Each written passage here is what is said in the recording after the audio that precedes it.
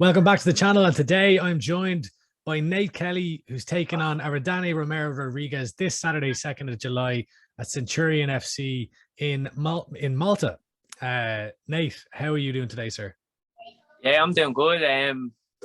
It's kind of fight week now. I just in the process of cutting weight, so you know what I mean. I just kind of in the zone, like in the zone. That's the minute I am just in a little zone here, just drinking me water, getting me sweats going. You know what I mean? Staying loose, staying active, and just waiting for the day to come. You know what I mean? There's not really much else I can do. All the work was done, so I'm happy where I am. I have no pains, no injuries. I feel sharp. I'm happy going into this fight. And you've about 50 screaming kids running around there in QSO gym, do you? Yeah. I think it's the Pee-wees are on, or the Mighty Mites. I'm not sure which one. They're all in. Now there's not as many in because all they're on the summer holidays. It normally does be louder. So some of them are going away and with their parents and stuff. So the gym is normally louder than this. So if you hear loud kids, imagine it times 5 to 10 more times. You know what I mean? Like it's really loud. It's good. Yeah. It's good atmosphere. You're obviously training in SVG Ireland these days, but you know your home gym, I suppose, is QSO. How much coaching do you do there these days? I only coach once a week. I just coach the teenagers.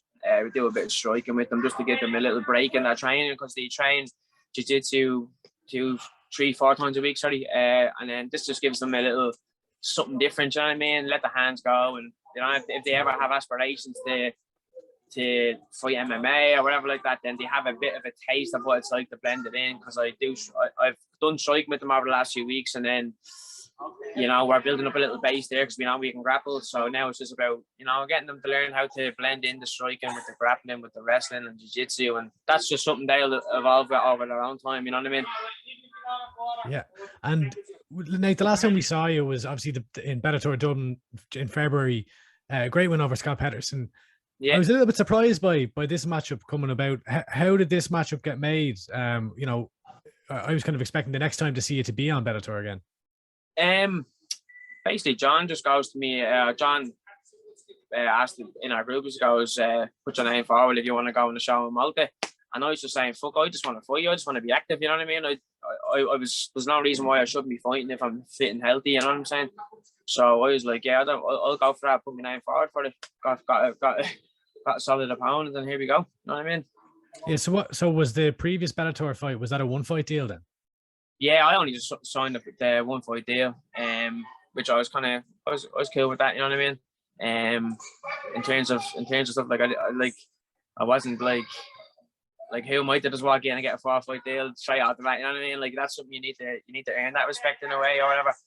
And I kind of happy with the fucking 1-fight deal, if that makes sense.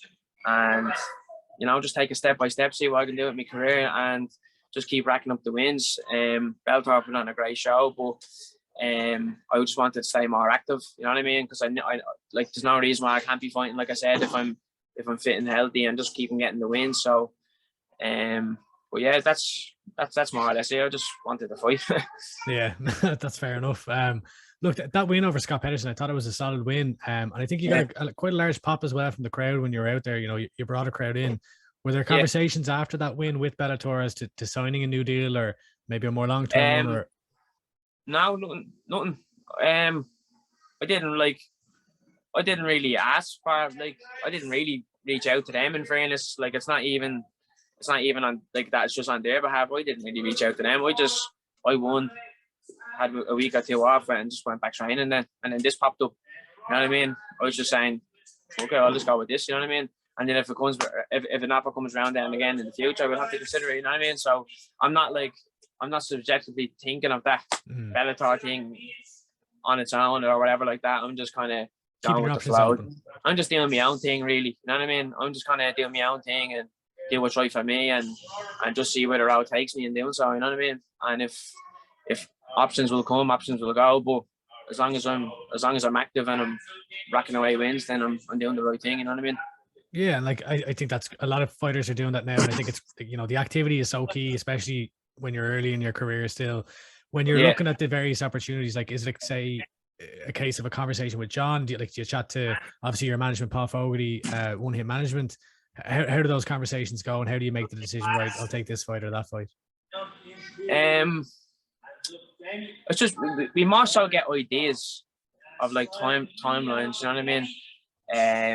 Like for example, I was actually trying to get a fight right after Bellator on a show. I think it was the one Andreas Binder was on, that cage fight series in Austria, and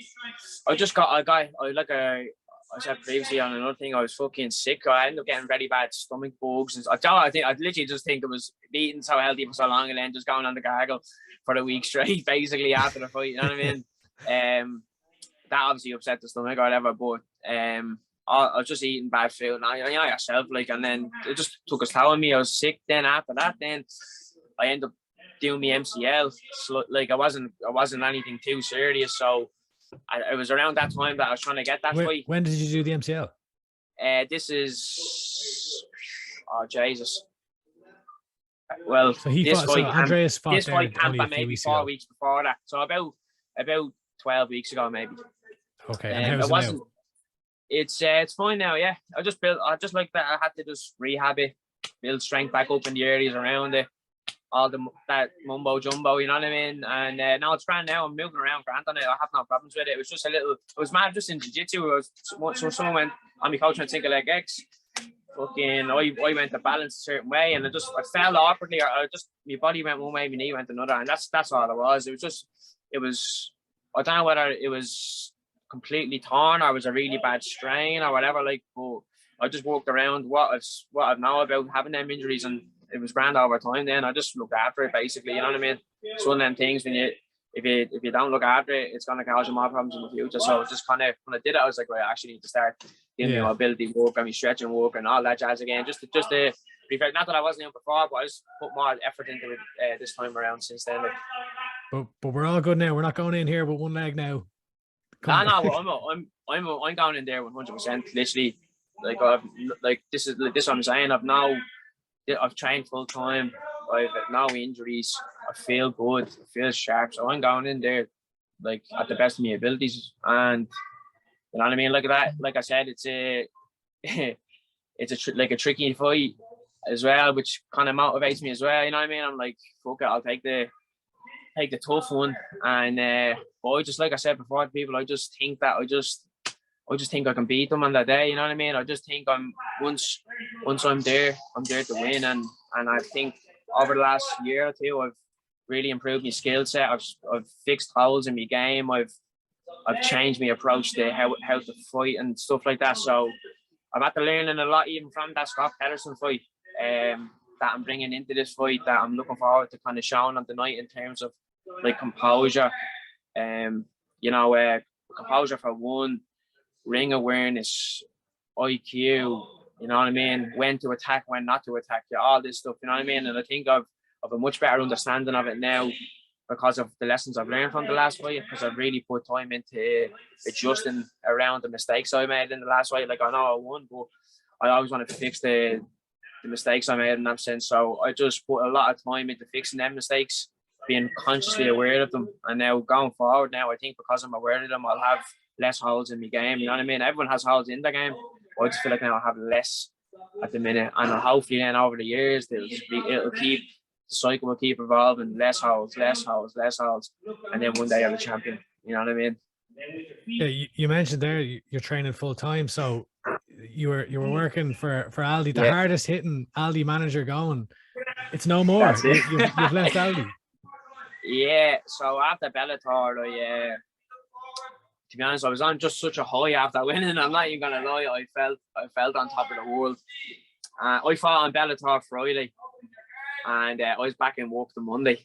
You know what I mean? So coming from that's such a high back to reality. Then my manager's telling me, I might stick you on a week of overnights on Easter and all. And she was just saying these words to me, and they were going into my head. And then instantly in that moment, I was like, I can't do this anymore. You know what I mean? I know what I can do with my skill set and my ability, my belief, my hard work in the sport that I'm doing. So why am I wasting my time and my energy and like emotions and all on this? You know what I mean? And I just thought to myself, you know what? I think it's just time to change the situation completely. And like, I left the job. It wasn't easy leaving it. Like, it took me a few weeks to even get up the balls to leave, you know what I mean? But I just, because it's such a financial jump to change, making good money as a manager, and then suddenly you're not making that money anymore. So, well, I just felt it was right for me. A bit of anxiety there, like when you're thinking. I was bricking myself for weeks. It wasn't myself at all. I didn't know what to be doing with myself. You know what I mean? I was like, what do I make this jump? Do I do it? Do I not do it? Do I just keep doing what I'm doing? And I always say, what if I left my job and I was able to fight full time, or do I stay with the job and be that guy who says, I would have made it as a fighter if I didn't work. Now all this bollocks, and the more I thought about it to myself, I was saying, I don't want to be that guy who's in a bar when he's 50 saying, when I was 20, I used to be a good fighter. I could have been the next champion. I just didn't do this and didn't do that. You know what I mean? I don't want to be that guy. I want to be the guy who's sitting around everyone saying, yeah, I done this. This is what I did. And I'm probably still continue to do it up until a certain point, until I can't do it no more. You know what I mean? But that's my approach. I want to be that guy whose actions speak louder than their words, if that makes sense. And have you noticed a big difference between, like, I suppose, firstly, it's got to be tougher financially. Like, have you noticed it? Like, just like, do you have to change anything in how you live or anything by not having a job and training? Spend less money on shite, man.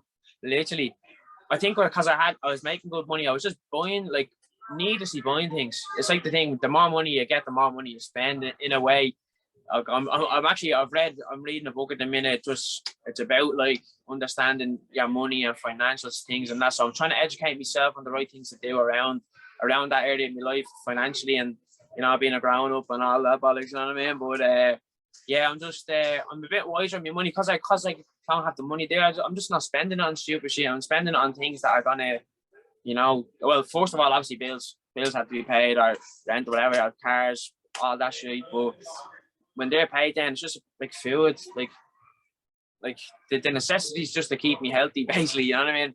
Once I'm healthy, I'm good. That's it. And then, if fight comes around, then a few extra quid, throw that away or whatever like that, and just keep rocking. I'm rocking. I'm just not. I think at first when I left the job, I was like, what am I gonna do, this and that. But now that I've actually done it and I'm living even that bad, you know what I mean? I think when you do have these anxiety attacks, or you're thinking about this and all that, what shoulda, woulda, coulda, and possibilities and this and that, when you're actually just in the situation, you think back to it, like, what was I even thinking that way for? You know what I mean? It's not even point to think that way. Well, to answer your question, yeah, I'm finding a grand. I'm like that. I'm just comfortable now.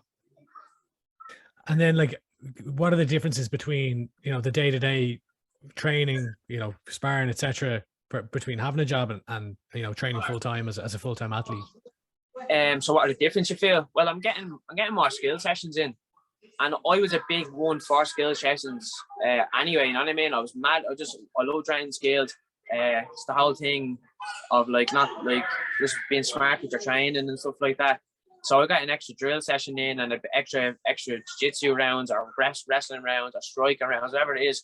It's just extra time on the mats, and it's extra experience. It's extra being more, sorry, not saying extra comfortable, but because it's not comfortable when you're in there, obviously, you know what I mean? But you get more comfortable over time, and you just kind of grow into yourself as a fighter more. I think when I was in work, I used to always think, how good would I be if I did leave, or like this held me back a lot. So now that I am doing it, I'm like, I can kind of, like, slowly starting to see myself being more comfortable as a fighter in regards to my lifestyle, my diet, nutrition, all that, and just me, even just how normal fighting feels to me now. You know what I mean? I'm just me 41 in just under a year, so the process is very familiar with me, and yeah, I'm enjoying it better now. I don't have these worries of what if I didn't have a job, all these lads training full time and I'm not, blah blah blah. So now that I don't have them worries going through my head, I feel better and feel more confident for that. You know what I mean?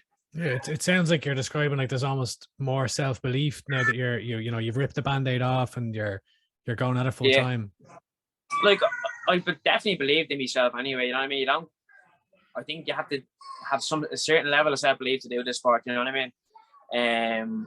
Some people are a bit, obviously, naive to how good or bad they are, and then some people know where they're at. You know what I mean? But I've always kept myself honest and just, you know what I mean, kept myself on the right track. And how do you keep yourself honest like that? Like, as in, you see fighters who maybe they don't have a sense of how good or bad they are. You know, you hear of other fighters talking about Instagram fighters. How do you keep yourself, I guess, grounded and you know, real with yourself? I think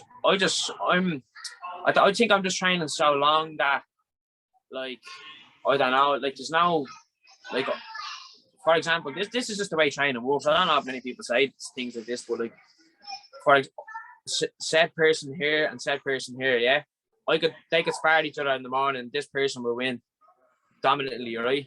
Then you add 2 more days training on said person here and said person here, go again. This person dominates.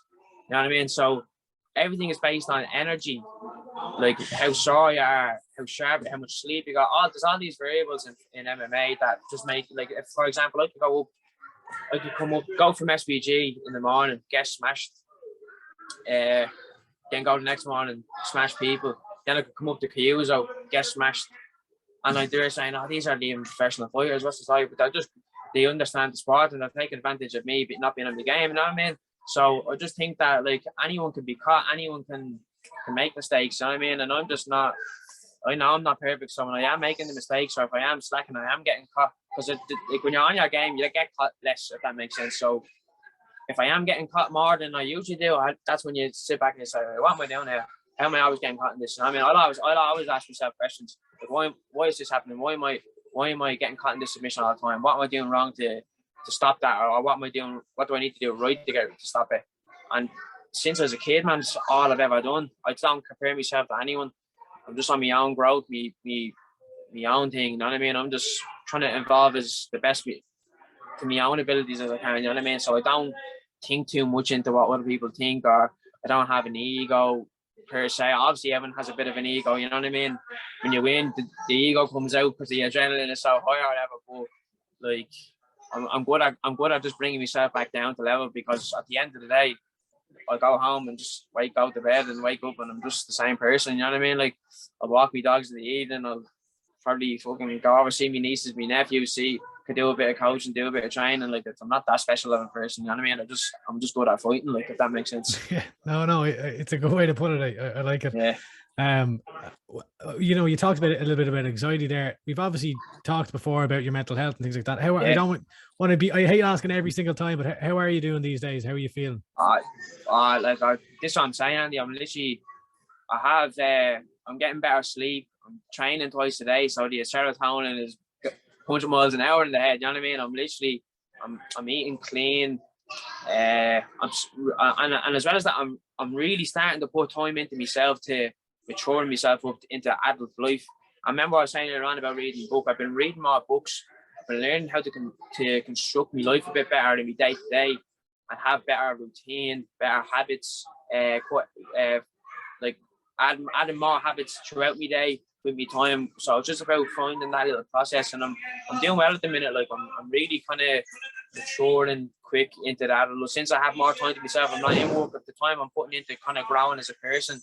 I have more time for that now, so I'm kind of grateful that I have that time now and I'm doing it. But yeah, that's more or less all grown up. Yeah, I just keep myself like how you'd say, less of a kid. You know what I mean? My mom, my sister will tell you I'm the biggest child ever, but like, as of late, I've been thinking more about, like, right, what do I need to start kind of like thinking for the future in terms of, like, now, like, business and things like that. So just trying to get as much study and understanding and research now as I can, so that when the time comes to ever do something with my life in terms of that aspect, I'll have the understanding and the capabilities of doing it. You know what I mean? Yeah, no, fair play to you. I admire that. Let's talk about the fight. So, yeah, for my money, I think you've got one of the harder matchups on this card. You know, fighting an 8-1 guy. What did you look him up or anything before you took the fight, or what do you think about him as an opponent? Yeah, obviously I would have looked him up. I just checked his Wikipedia. Oh no, his Tapology. Sorry, not Wikipedia. Check his Tapology. Seen 8-1. Flick through the lads who he has fought. I was like, wow. I mean, it's a good record. Like, it's 8-1 solid wins, but I just don't know how credible the level of the lads he fought were. Now, that's not me taking that away from the lads. Maybe they were good lads, but I don't know how credible they are, because around the scene I was in, I kind of know everyone who I fought, and you know, the European scene. I know more people and stuff like that. So when I seen it, this fella, I was like, right, he has a few kind of off-key wins. Yeah, records can be a little bit deceiving sometimes. Yeah, that's it. You know what I mean? So like just I don't think too much into the record thing as I only told that to me mate the other day. I don't think too much into the record thing. I just think that it's there to be taken, if that makes sense. That's why I say it, because I have less. But yeah, I saw he was good. I checked out his style. Long southpaw. I don't know. I just think I do well against southpaws. I feel I've worked on my striking a lot lately as well. He's meant to be a striker, so I just think it's a good test to, if he wants to strike, you know what I mean? I'm happy to strike with him, you know what I mean? Because he's a striker at the end of the day, so we'll see when he strikes at me if he wants to continue doing it with the shots that I land, or is he going to grapple? And then if he does want to grapple, that's my aspect of the game. Then, you know what I mean? I can bring him into even deeper waters, I should say. Sorry. So I just thought, why not take it? I saw some things that he does that, you know, that'll play into my game. So I was like, fuck it, come on, let's do it. Let's take it. Let's take another good record home. And like I said, it's just a win like that, and especially if I put him away, it's gonna be a nice statement, and it's gonna be a big step in the right direction for me, I think. Yeah, like I guess, what are you looking to implement here? You know, we've seen you're a jiu-jitsu black belt. You've had the knockouts on the Irish scene, and then it was kind of a little bit of everything in that Pedersen fight. What are you looking to go out and show in this fight? I just want to go out and show how complete of a mixed martial artist I am. You know what I mean? If you look at my last fight, obviously that's no harm to show that you can go 3-5s heavy grappling, and like I am capable of doing that. You know what I mean? I do it every day in the gym. You know what I mean? So, I am capable of doing it, but I just want to spend a bit more time in the other areas that I don't spend in the cage. You know what I mean? Because this is when you get to a certain level, you need to. Some people are going to have that time standing up, or that time in the striking exchanges and stuff like that.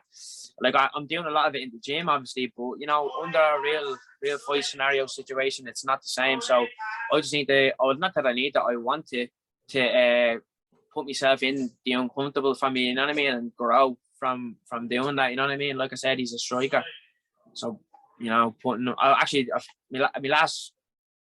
Shane was jiu-jitsu, but he was doing a lot of Thai boxing, and your man Roger was a Thai boxer as well. So like I feel like I have a decent style to play against, just a striking kind of style. So with my striking work. So I just thought it'd be a good challenge for me, and to try to take out another striker and show that I can hang with the best strikers that are around. You know what I mean? Yeah, and then like looking next, you're not signed with Bellator. You're not signed to anyone at the moment. So it's a case of taking things fight by fight. Is the UFC the ultimate goal long term? Yeah, 100%. It's since I'm a kid, that's all I ever wanted. You know what I mean? Now, obviously, things get thrown around, and contracts and offers get thrown around. Like for example, if Bellator came, PFL, and now some of these shows. I mean, if they gave you a good deal, you'd have to consider it. You know what I mean? Because at the end of the day, I'm fighting to make a living as well. You know what I mean? It is sports entertainment. It is all that stuff that goes with it. But I'm fighting to make a living out of it while doing something that I love. You know what I mean? So I'll always keep my options open, is what I'm saying. You know what I mean? If something suits me and suits where I'm at that particular moment in my life, well, then I'll consider it. But depending on how close or far I am to certain things, I might let other options slide. You know what I mean? So it's just about waiting for the right moment, waiting for the right time, and taking the right opportunities when they come.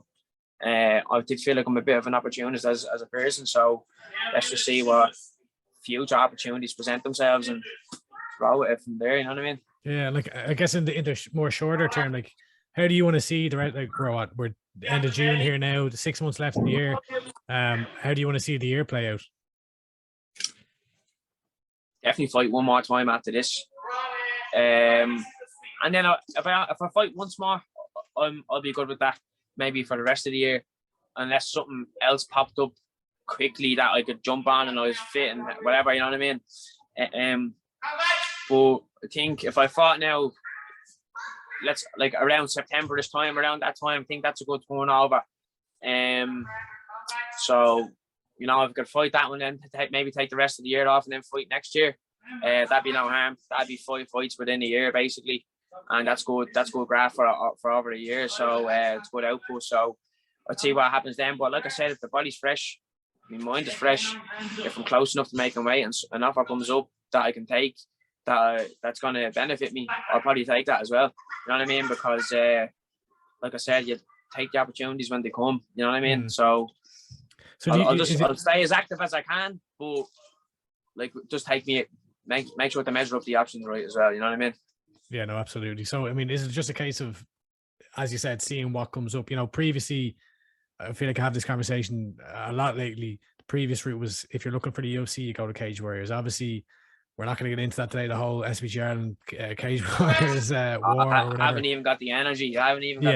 But so, you know, is it literally just a case of seeing which promotions are around, bounce from maybe one to the other, and then, you know, there's different avenues these days? Yeah, I'd say rack up wins. If you can get rack up wins against good opponents, looks better for the CV too. If you put them away, extra brownie points. I also think fighting consecutively with quick turnarounds is a good thing for the CV, UFC kind of, and all that. They like that quick turnaround because they're working here for their money, just as an employee basically. But yeah, like that, I'm just take the right fights. If it's a UFC fight pass show or whatever like that they have eyes on you, that's another route. But yeah, probably UFC fight pass shows would be the best way they'd see it. And there's starting to be a good few around like that. You won that one cage fight series in Austria. That was UFC fight pass. You have some other ones around Europe. So like UAE Warriors, all these ones. There's loads of options there. So it's just about like I don't like this is what I think about a lot, but I don't think about little at all as well, because I know that there is options. So I don't think about what's this, blah blah blah. I just know there will be options, and when they're there, they will be there. So I just don't think about it much, because if you can get overworked into it, you know what I mean. So I just think about basically focusing on what you can control. The day to day, and then see what happens day to day. You know what I mean? As John always says, the 24-hour goals. You know what I mean? Just day to day, set your 24-hour goals and see what the next day brings. Same as see what the next day brings, and just only control what you can, and don't think about too much about it. You know what I mean? That's what we do. Well, luckily, Irish fans can watch you this weekend live for free on Twitch, I believe. Yeah. There's a load of SBG Ireland fighters on there. We got Kiefer Crosby, Cian Cowley, Danny McCormick. Almost said Danny Neal in there. Danny McCormick these days. Stephen Costello. You get the head slapped off you for that. Yourself. Probably missing someone else. But there's loads. There's loads. Luca Pocklet. Lots of SBG Ireland fighters. This Saturday, 2nd of July at Centurion MMA in Valletta, Malta. When are you heading over to Malta? When I'm heading over? Yeah. Thursday. We fly to Switzerland and then Switzerland to Malta. So nice. Well, it's not a direct flight, so bit of traveling to do, you know. But that's what the game's all about. You just deal with what's given to you and walk around it. You know what I mean? Yeah, 100%. It's not all glitz and glamour, like. No, it's a Ryanair flight sometimes. Some narky bollocks beside you. Exactly. But look, safe flight. I'm excited to see what this setup's going to be like in the St. Elmo Fort, I think it's called. Looks like some sort of Coliseum Fort type thing. So it sounds like a cool setup. Yeah. But as I said, streaming live on Twitch. Loads of Irish fighters, so everyone tune in. We'll put the details out there. Thanks for the time today, Nate, and best luck with everything. Thanks for having me. And we'll chat to you again soon. Thanks very much, Andy. See you later.